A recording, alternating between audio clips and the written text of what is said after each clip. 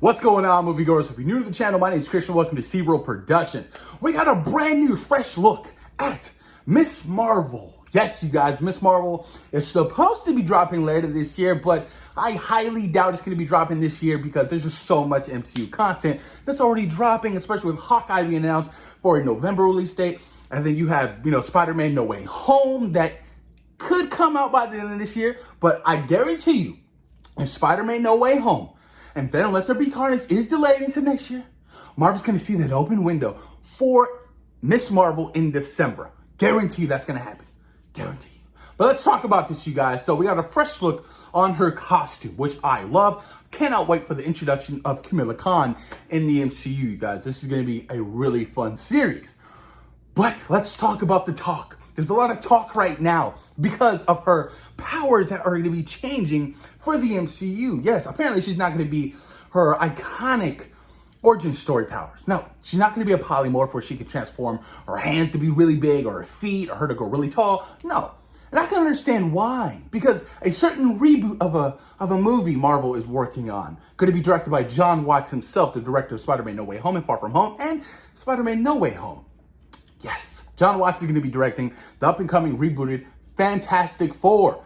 So maybe they want to save those really stretchy powers for a certain somebody named Reed Richards, Mr. Fantastic. So I can definitely see that happening. And then like, you know what? We don't want this to be a little bit too similar. So let's change her powers. We have the ability. We control the rights. We can create whatever we want. So we can change her powers. So that's what I feel like is happening for, the change up of her powers.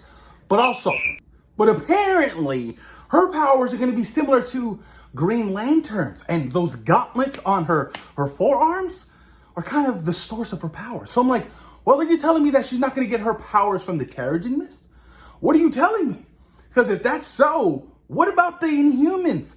I mean, to introduce Ms.Marvel is a way to introduce the Inhumans. Which is really unfortunate because I would love to see the MCU tackle the Inhumans again. Because we all know that show on ABC was straight up ass cheeks terrible. So eventually I want to see the Inhumans in the Marvel Cinematic Universe, and what better way to introduce or even just give them a brief cameo appearance or the idea of the Inhumans in a Ms.Marvel show. So if they're completely eliminating her origin story of like the whole Terrigen Mist and the Inhumans, okay, then where do we go with the origin of her character and how she gets her powers? You know what I mean? Are they just these gauntlets she picked up? You know what I mean? I'm really intrigued of the idea. I really am. You know what I mean? She's a fangirl of Captain Marvel, so I expect to see a lot of Captain Marvel references in this show. She was also confirmed to be showing up in the Marvels, Captain Marvel sequel, along with Spectrum, Monica Rambeau.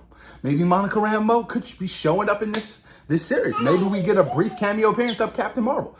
We don't know, but post your comments down below. Let me know what you guys think about the brand new fresh look and powers for Ms.Marvel.